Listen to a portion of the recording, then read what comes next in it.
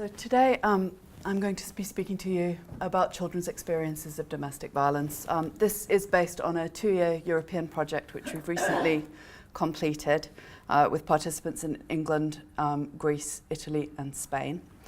The project was born out of a frustration with the way that children are described and discussed in mental health literature in particular. And we had a strong interest in countering some of what we might describe as the deficit labelling that's associated with children who experience domestic violence within that literature base. So that's the focus of the project. Today I'm going to take a slightly different slant on some of the qualitative data that children have shared with us to try to bring it a little bit towards the theme of this conference around confidence. So first thing that we need to note, and I'm sure you're aware of this, domestic violence is a very widespread problem for children.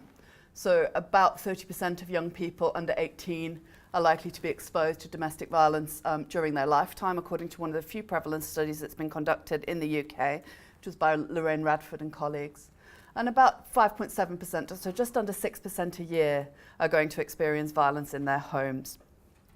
In that sense, domestic violence and abuse are issues that will affect a very large percentage of children. And the psychosocial impact of domestic violence can be very severe. So it's likely, for instance, that children who experience domestic violence are going to be at greater risk of things like mental health difficulties across the lifespan, problems like educational dropout or difficulties in attainment in education. They're more likely than other children to have difficulties in relationships. They're more likely to become involved in domestic violence themselves or in other kinds of abuse. Now, what I've just rehearsed there is the dominant mental health discourse about domestic violence, that children are likely to be damaged by it. And of course, we're not suggesting at all that children are not likely to be damaged by domestic violence. It is something that's challenging for them, that causes all sorts of developmental difficulties and that can produce difficulties for them across the lifespan.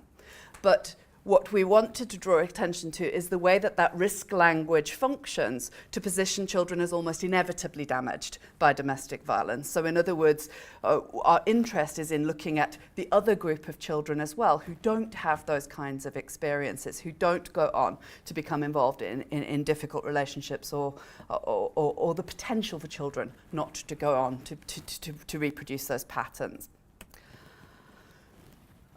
It is important to note that witnessing domestic violence is at least as impactful for children as being directly physically abused. So it's a serious difficulty in terms of family dynamics.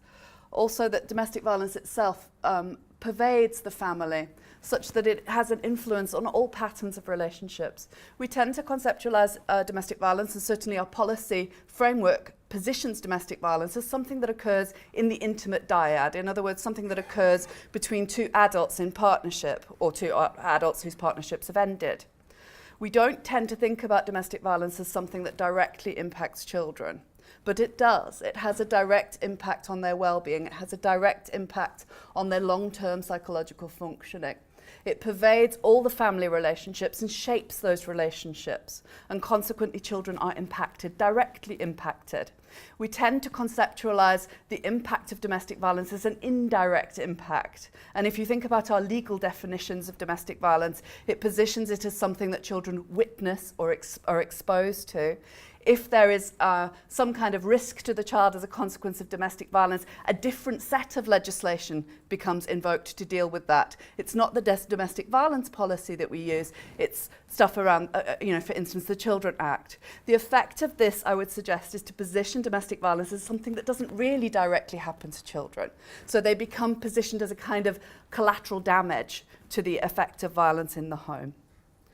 And this despite the fact that we know, for instance, that there's actually a very strong correlation between children's experiences of domestic violence and their experience of direct harm. So we know that those two things often go together. So our work, our project has involved trying to recognize directly children's experiences of domestic violence and abuse, and to argue that that's important to think about and be concerned with if we're going to work effectively with them as victims and as survivors in their own right. So not as collateral damage, but as people who are directly affected by the violence that happens in their homes. Our focus is on children's capacity to voice their experiences.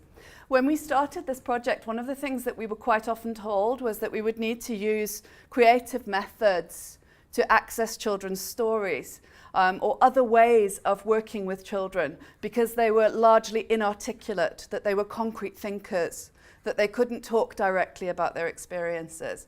We also experienced a very high level of what we call gatekeeping, of people sort of blocking us from actually talking directly to children at all because of a concern that they were too vulnerable to talk about their experiences.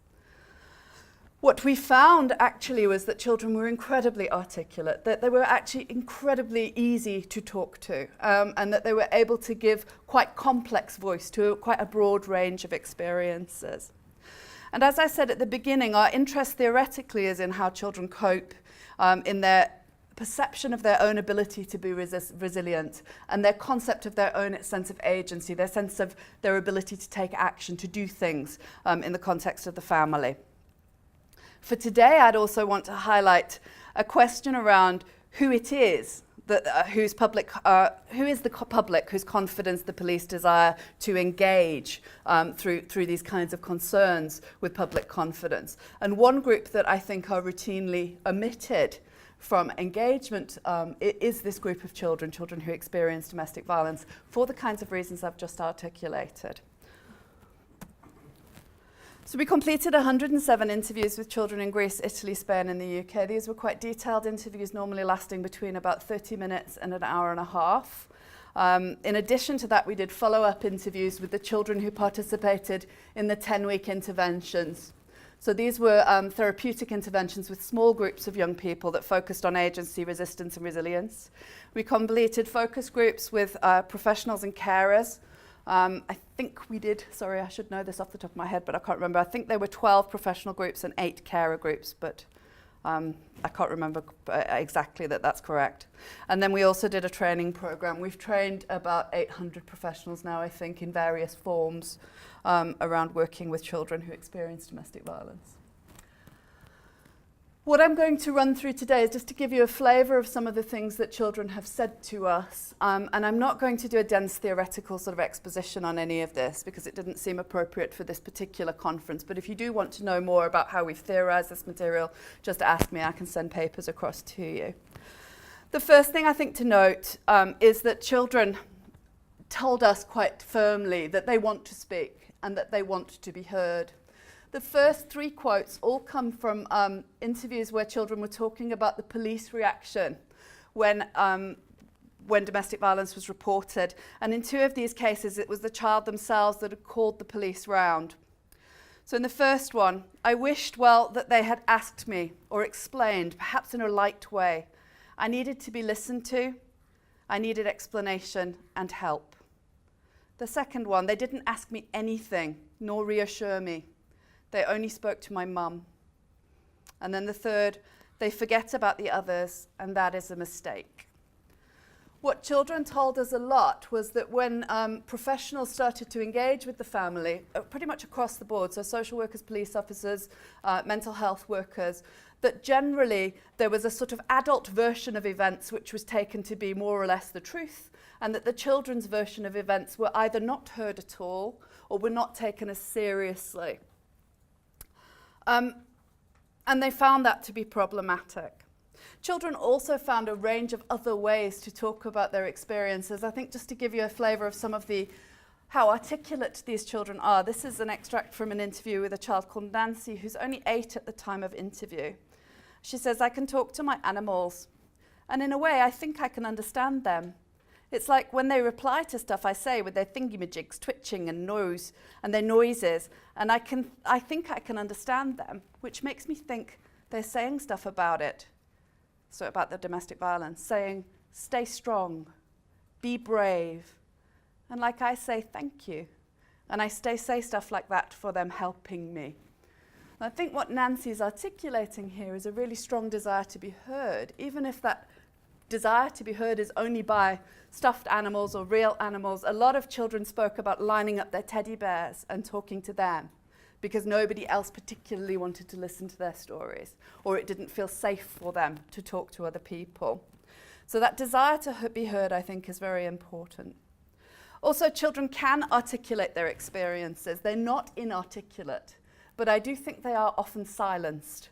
And I've put up here 2 examples of different ways that they might be silenced. The first one being perhaps the most obvious, being silenced by family dynamics, by the sense that this is an unspeakable thing. Do not speak about this, it's secret. Don't speak outside the family home. So Marius says, whatever happened in the family stayed there, so if it slipped out, then they would say, I don't know, why did you tell? And stuff like that.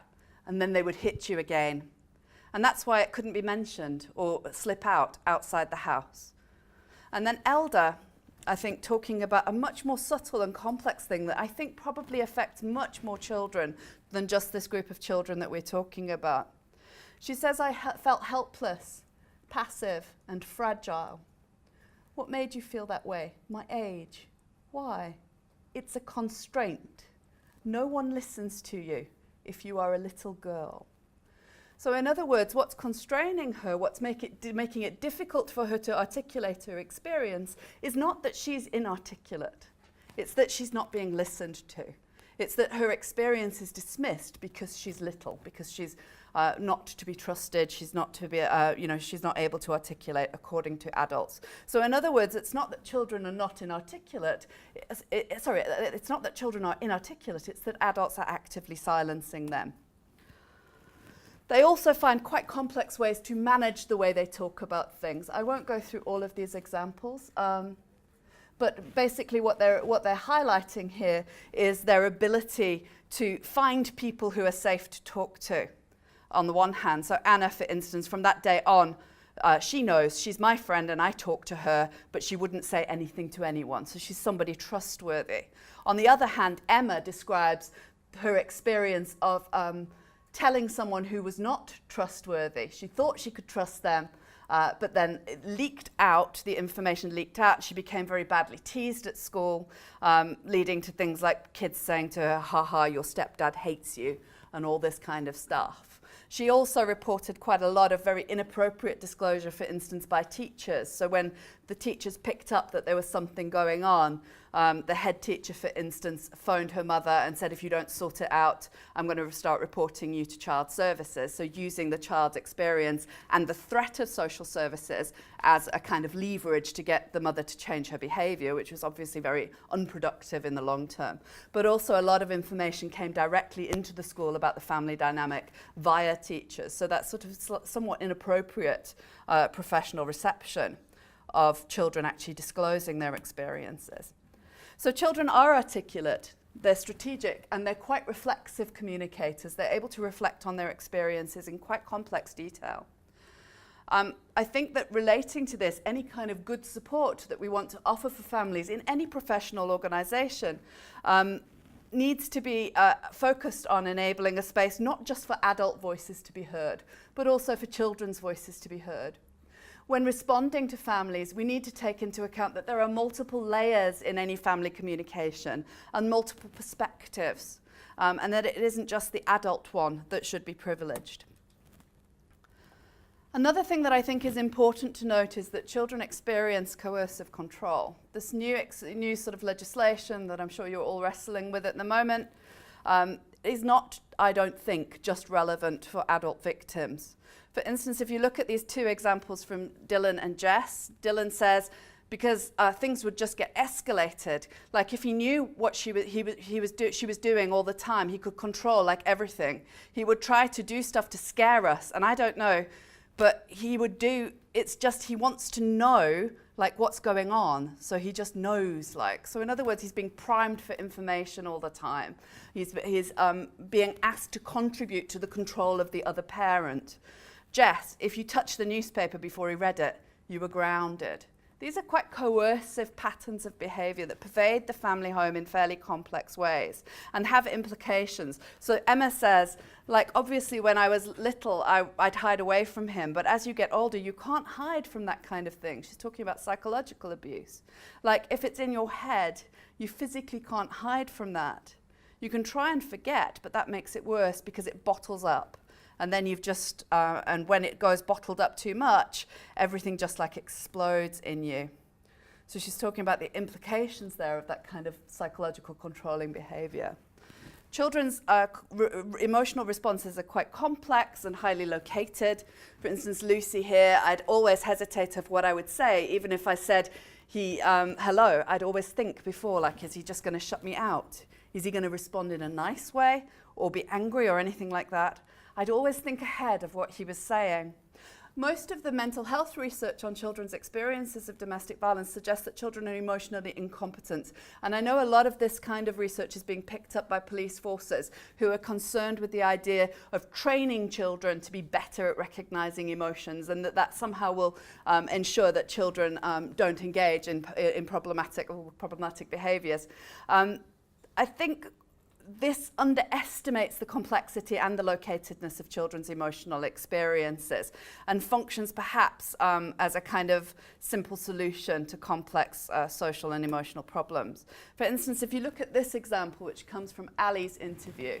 Sorry, it might be a little small to read and it is a little bit upsetting. In what ways did you stick up for yourself? I don't know, punch people. You learn how to run as fast as you can. You learn how to hide. You know how to block what's happening. You know, you say you've got a piece of metal coming onto you. If you tense your muscle, it hurts more. If you relax it, it hurts less. So you learn, like with a wet thing, if it's wet, you know how to angle. Like if you're getting a wet towel slapped to you, you know how to angle and tense. Just like, and then she shows a protective posture by angling her arm. Not like that or like that, but like that. You'd get tense just in the middle. You know how to lessen the pain by tactics that you use, like with a punch.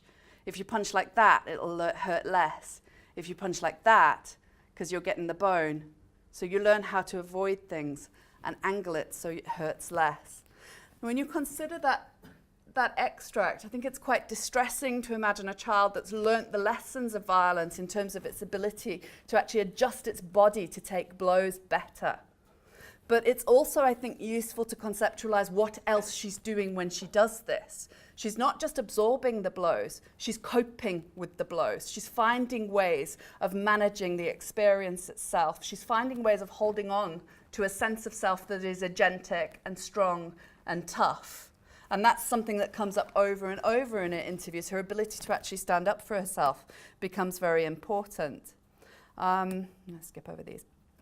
Lots of beautiful things which I don't have time to tell you about. I always do this. I'll just take you right to the end. What I hope I've been able to show you just in this very short extract from this research, which is quite complex and quite dense, is that firstly, children experience domestic violence. The kinds of extracts I've showed you, I think, show you quite explicitly that children know what's going on and it has an impact on them. They experience it directly. Our legal framework doesn't adequately acknowledge the impact of domestic violence on children, I would argue, and it doesn't recognise their personhood or their capacity for agency. And I think this matters. I think when you take children out of the domestic violence legislation and put them in a different bit of legislation, what you're effectively suggesting is that children don't experience this, that it's not part of their experience. Their experience is child abuse, and that's a different category of crime. But what I think that neglects is the complexity of the family dynamics that children are managing.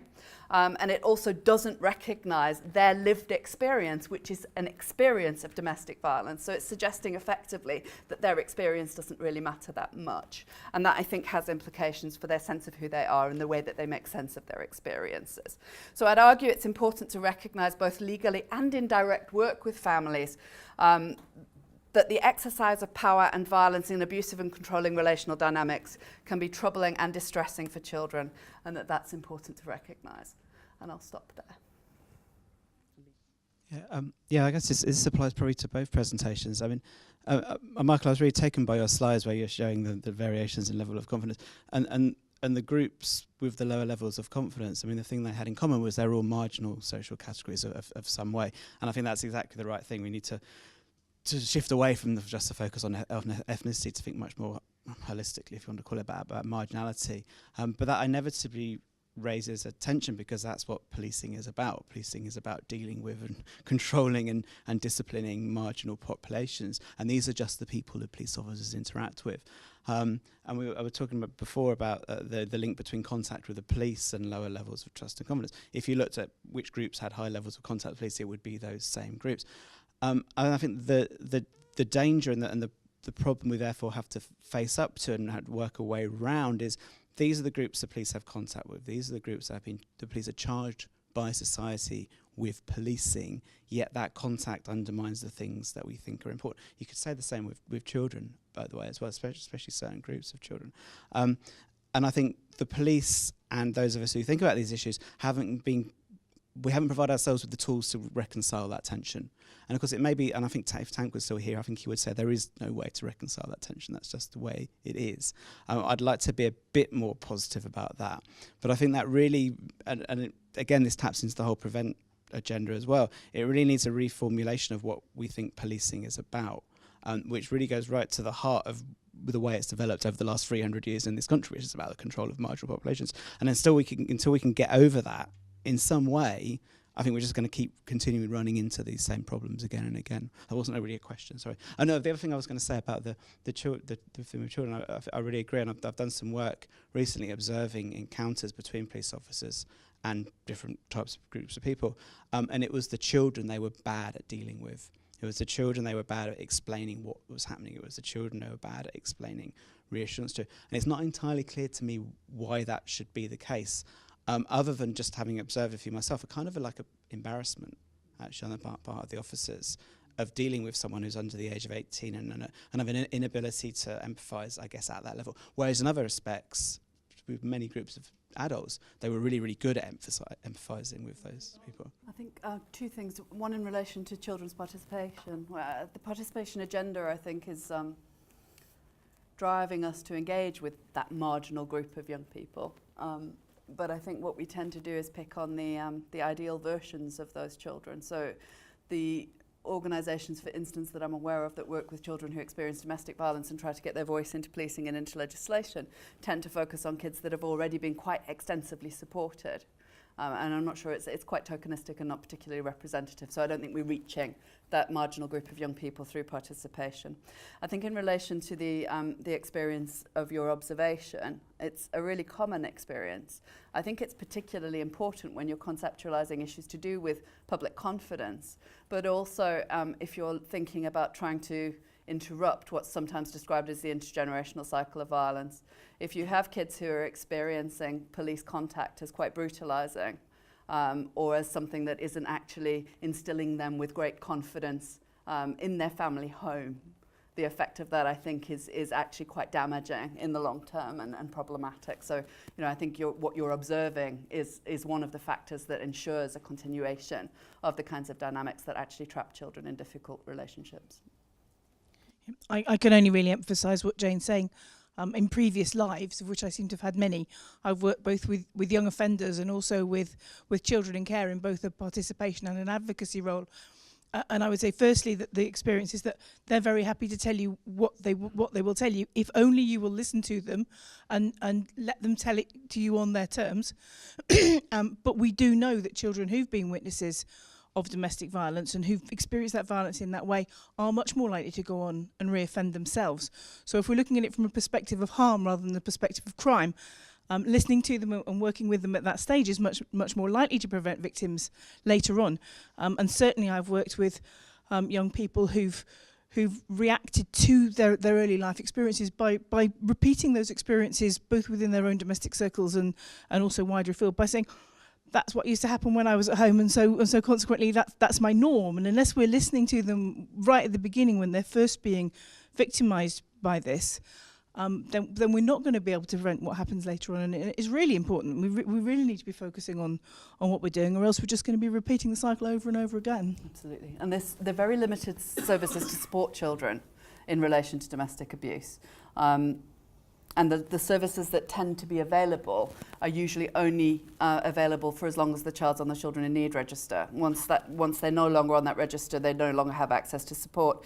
And it's usually only at that point that they become, as you say, ready to talk about their experiences because their families become more settled. They're often very highly skilled caretakers, so they're basically looking after their mums, looking after their siblings, getting them through to a point where they're actually ready to work with their own feelings, and then there's nobody about who's interested in listening. And I think what we really need to remember, and we forget this in all kinds of ways, is that they're experiencing harm at the hands of the people that they love most and trust most.